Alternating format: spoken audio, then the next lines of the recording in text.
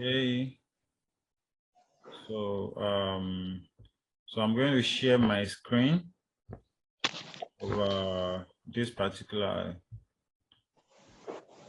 chapter, and see how well we can go. All right. So this course is LIN 343, and we have just about a few minutes, just about 30 minutes to spend. I'm just going to run through some important details, like I've already said before.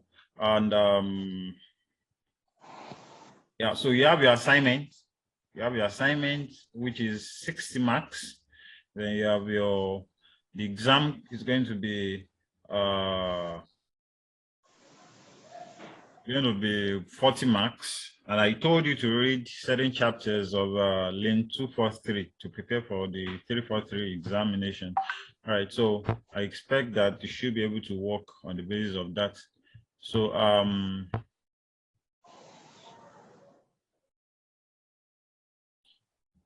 okay.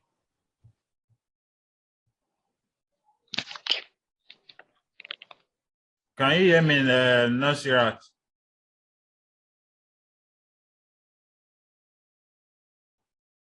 Nasirat Olaiton? Yes. Okay, okay, all right. Kinde, you said you can't hear me. Okay, so I'm just going to move on. I hope that you try to turn off your video so that you can have a proper data to listen. All right, so basically we have stress and just about 4 topics to read for this particular course. You have stress, you have tone, you have intonation, and you have what's the other one now? Sounds. Okay, so you must be able to pick sounds correctly. If you are doing a course on experimental phonetics, you should be able to pick sounds correctly. You should be able to listen appropriately to hear what someone is saying. I mean, these are initial parts of phonetics that you had taken when you were in 100 level and in 200 level. All right, so quickly, we are just going to talk about stress. If you look at what I have here, certain syllables in English words are said with greater strength than others. They sound louder and more pronounced. All right, so you have a word like later. All right, you have a word like the one we have here, examination. So if you look at it properly, the primary stress is on A, whereas the secondary stress is on exam. The exam. All right, so it is expected that some of the syllables that make up a word are going to be more pronounced or louder than some other ones, and that's the way you're expected to talk, not just for the purpose of the examination, but so that you can learn or follow properly. So in English, we have primary stress and we have secondary stress, and stress occur on syllable at any position in words in English. So you could have stress on the primary on the first syllable, or you could have stress on the last syllable. There are possibilities of that. So if you have words like conduct, in a word like conduct, now conduct is what? A noun. Now the stress is on what? On the first syllable. Then when you have the other one, conduct, the stress is on the second syllable. All right, so it gives you that particular interpretation. All right, so stress could also be primary, then it could also be secondary. Stress could be primary, it could be secondary, and may occur on syllable at any position in words in English. This is why each time you learn a new word, you should check for stress patterns across the pronunciation. So basically, we have 2 types of stress. You have the primary stress and you have the secondary stress. Okay, So you have the primary stress, you have the secondary stress.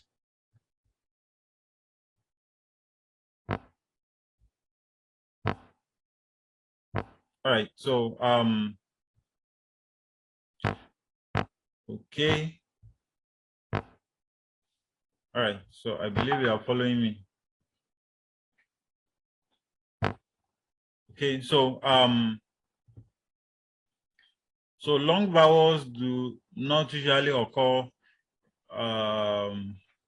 Long vowels do not usually occur in weak syllables, whereas when you have strong syllables, that's where you have long vowels. So normally when you even have vowels that should be long, when they are occurring in a weak syllable, they become short. So they are replaced with sounds like er. All right, so I'm going to run through that because we have very limited time, and I don't want to I don't want us to really go into full details. So I just want to give you key areas where you should focus on in your reading. All right, so stress pattern in disyllabic words. You and I know for a fact that disyllabic words are 2 syllables. Okay, so if you look at whenever a word is comprised of more than 1 syllable, one of them is bound to be stressed. So you look at the word like kettle, kettle, father, colleague, woman, adult. Now, there are some words that the stress will be on the second syllable. In most cases, they are verbs when you have a 2-syllable word. So you have expert, expert, return, extate, extate, applause, applause, mistake, right? So you should take note of that. We have so many of this comparison or contradiction between noun, adjective versus verb, and it goes like that. Then you have some against noun versus adjective. So we have words like export, export. Then we have export, export. We have words like import, import. That's the verb. Then you have words like import. That's the noun. Then you have words like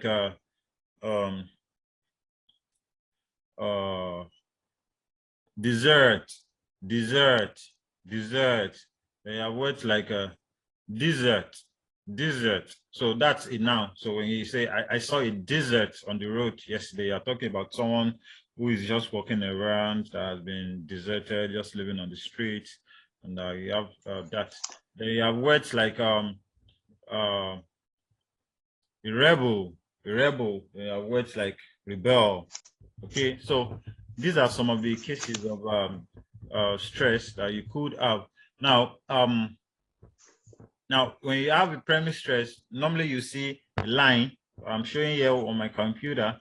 You see a line, and it comes up on the syllable that is stressed.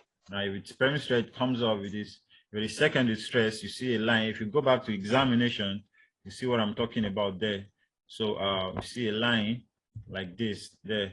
Now, indicating that this is the secondary stress, and this indicates that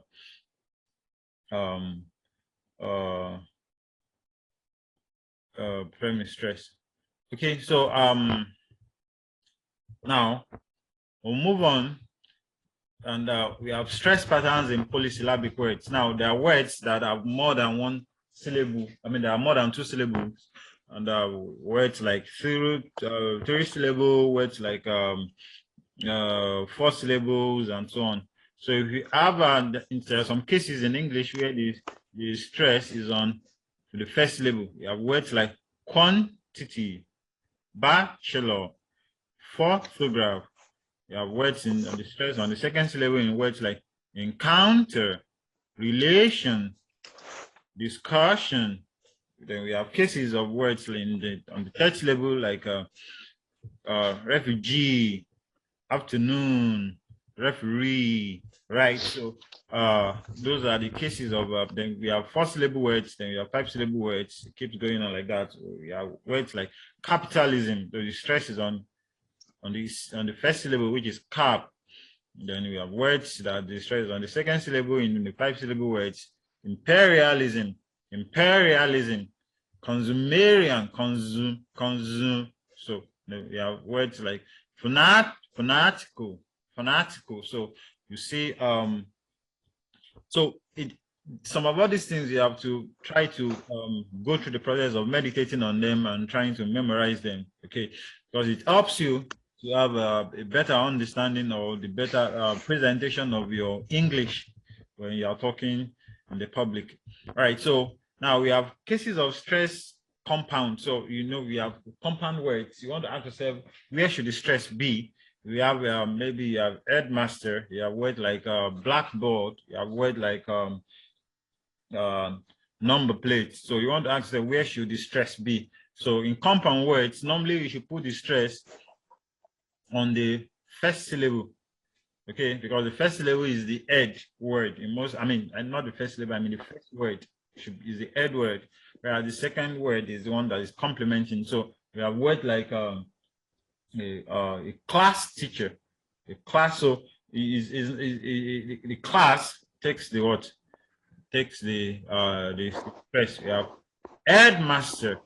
The head takes the stress. We have earthquake, windscreen. You have footprints.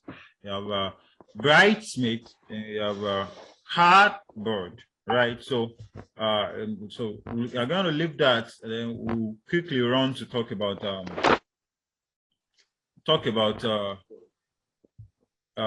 we are not talking about reading, so we just want to talk about intonation. So I'm coming. So intonation. Now, if you what do you mean by intonation? Intonation, it's a prosodic feature that you have across a long construction, maybe a phrase or a sentence. All right. So unlike stress, in which the stress is on the word, not really on the word, on the syllable in the word, but when you have intonation cut across the length of the construction. It could be on a phrase, could be on the sentence. When you have a sentence, you're going to have tone groups, and tone groups will be divided into different intonation. Some rising, falling, some falling. All right, so we're going to look at that now. The tonic syllable in an intonation normally is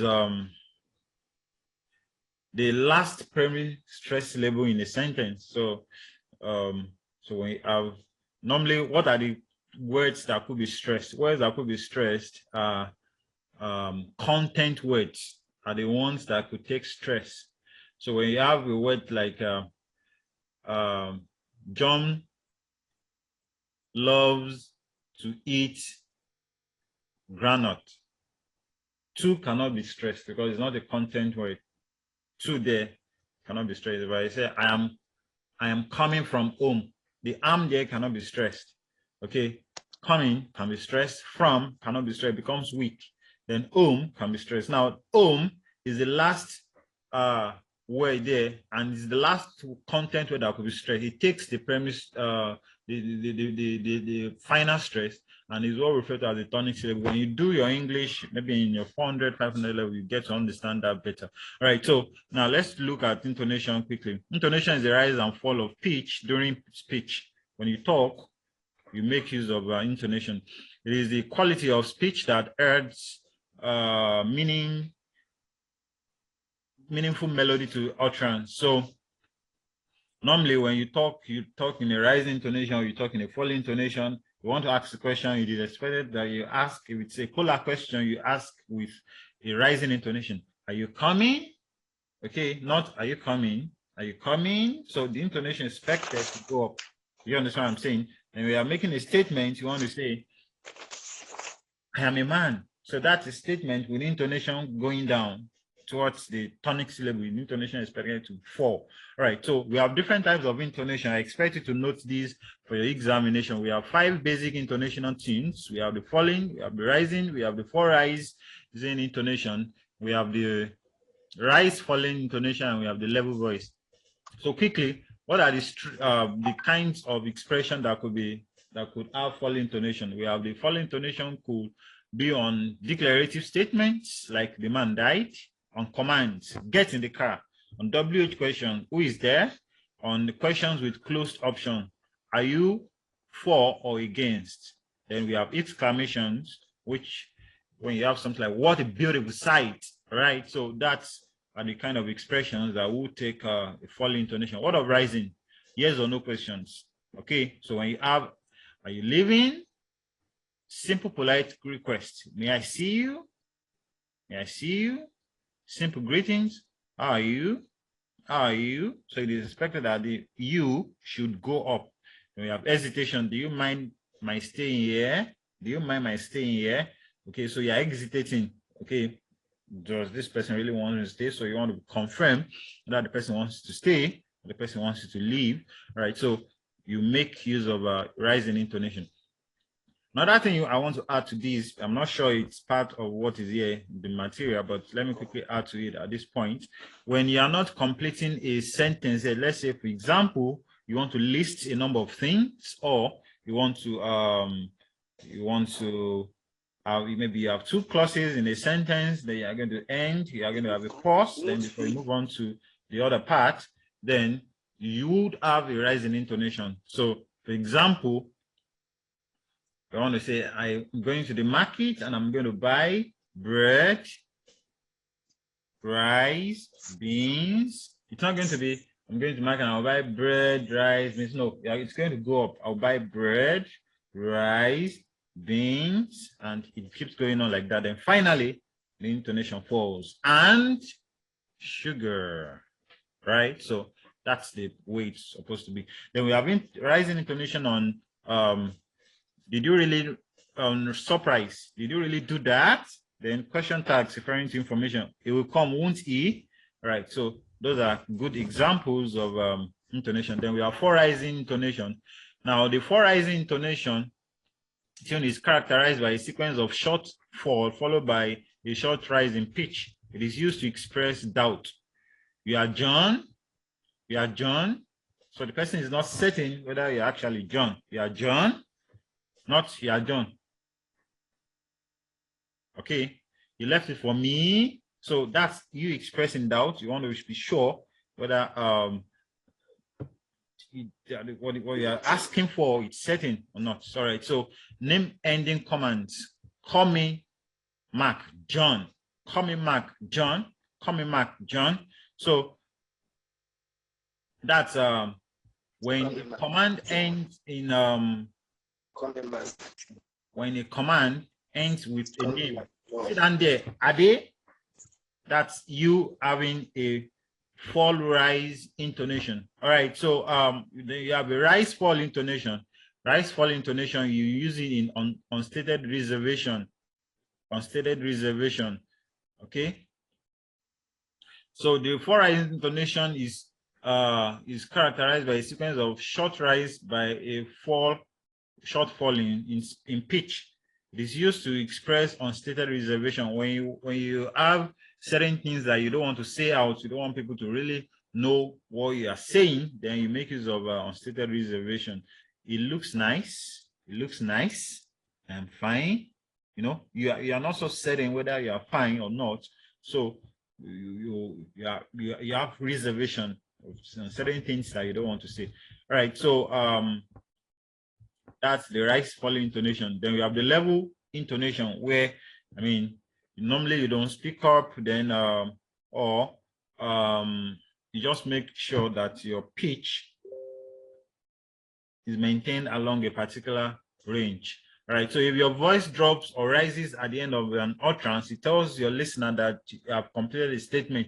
To convey the sense that there are more words or phrases to come in a statement, speakers maintain a level pitch intonation. This level pitch voice is particularly exploited just before words which connect two phrases. So when you are not ending a sentence, you tend to maintain a particular pitch. All right, so let's look at uncompleted part of a complex sentence. When I saw him, normally it should go up. Okay, when I saw him, so it goes up, then you continue. When I saw him, and you say, I gave it to Bola, but, you know, it keeps going, but that's level. Do you understand what I'm saying? I gave it to Bola, but I'm not certain she will keep it. All right, so the initial items in a list. Normally, you should have a rising intonation for this. All right, so now I'm just going to leave that because we have just about 15 minutes left for the class. Then we'll look at some other things. All right, so quickly, I'm not going to lay too much emphasis on sounds. Normally, I've talked about it in the previous classes that we had. We talked about the consonants, talked about the vowels. Then I said our real interest is not on the consonant and vowels, but you should be able to have a larger understanding of tones, of stress, of intonation. You should be able to listen to people and see whether they make use of the tone correctly, or whether they make use of the stress correctly. You know, if you look at the use of stress in Nigerian English, you find out that many people, they put the stress on each of the syllables in the word. So you have a word like secondary. I mean, that's what they say. Normally, the stress is not supposed to be on all the syllables. All right. So it goes for words like examination. You know, the stress should be on the A and not on all of the syllables. So now I want to look at tone. Now, tone is different from stress because in tone, all the syllables of the word is going to have a form of pitch or the other. So if you have 3 syllables in a word, all the syllables will have a form of pitch or the other. Now, the pitch are not going to be equal. There will be those that have a rising pitch, those that have a mid pitch, and those that have a low pitch. Could be high, could be low, it could be mid. There are some languages that make use of just 2 pitch, where you have the high and you have the low. All right, so there are some languages that make use of the high, the low, then something that looks like a mid, but not really a mid, which we refer to as a down step. All right, so that's basically the idea of what. So basically, when you talk about tone, it's the manifestation of relative pitch. The pitch could be relative, that is, it's not stable across syllables. Right, just that unlike in English, where the word could be the stress could be on the first syllable here, then it could be on the second syllable. It's the same word having different stress. You can't have that in the tone language. When you have a word like owo, the tone in owo is always what? Mid high. It will never change wherever it is. It's going to always be mid high. All right, so you could have grammatical tones, but normally the stress, the tone is what is permanent. All right, so so now let's look at some brief information about tone. Now, tone is a lexically significant pitch. I expect that if I give you something like this in your examination, you must be able to give a definition of what tone is. So tone is lexically significant pitch. What do you mean by lexically significant? It can cause a change in meaning. If you look at this word, iga, that is what? A low, followed by what? A high. Iga, do, mi. Now, if you look at the same word, iga, we have what? Mid, mid. Now, if I want to say iga, and I end up saying iga, it's going to cause a change in meaning. So tone is significant. It can cause a change in meaning. Just like in stress, when I want to say, I conducted the program, and I say what? I conducted the program. I'm not saying the correct thing. Do you understand what I'm saying? So import is different from what? Import. Export is different from what? Export. All right, so it works the same way and even much more than that for tonal languages. All right, so tone is lexically significant pitch. I wonder what that means. It means that the pitch affects words in such a way that changing the pitch on a syllable of a word would amount to changing the meaning of a word. All right, so you could change the meaning of a word when you change the pitch or the tone that is on that word. So let's look at some examples in Yoruba. Yoruba has 3 discrete level tones. It has the low, which is what? Do. It has the high, which is what? Mi. Then it has the what? Mid, which is what? Re. So we have do, re, mi. So we have a word like Jo, which is what? Dance. We have what? Jo, lick. We have Jo, like Joe, bonnet. That's what? Mid. Then we have what? Da, create. That's I. Then we have what? Da, which that's what? Meet. Then we have what? Da, that's what? Poor. Right. So which is what? Low. So you have these kind of situations where words have different tones. Okay. So then we have languages like Igbo too, which is tonal. All languages in Nigeria except from Kanuri is what? Is a non-tonal language, right? But they manifest tone in different ways. Okay, so basically, I think this is where the class it's going to stop. I think this is where the class is going to stop. I wouldn't know if any one of you has a question. Do you have a question there? Another person has left the class. All right, so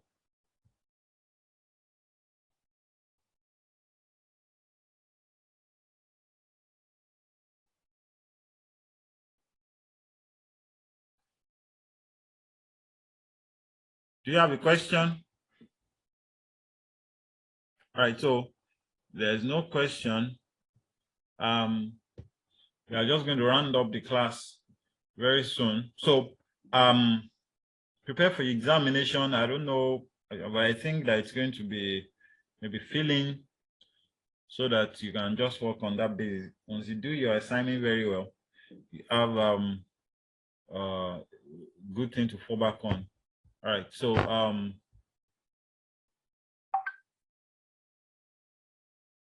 I don't understand your question, Mr. Olale. It's as if we are not always following what we do. I mean, I don't get it. I've uploaded this course material on the group page long before now. Eh? Have I not uploaded? I uploaded it and I told you that you should read this part. So go and look at the message that I sent to the group page. All right. So if that's your question, do you have any other question before we round up? Okay, so basically prepare, read on stress, read on stress, read on stress, read on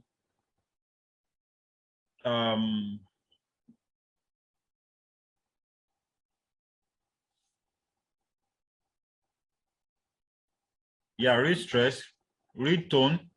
There are some questions to ask you about there. Then read intonation. I've told you different types of intonation that you could have and different sentences that could have those kind of intonation. So I will expect that you should be able to interpret that correctly. So you have just 40 questions and might not be 40 questions, might just be 20 questions, but of course 40 marks. All right, so that's that about that, and we'll meet on the examination day. Do your assignment and submit it, and see you very soon. Okay, so so that's that about that. So bye bye.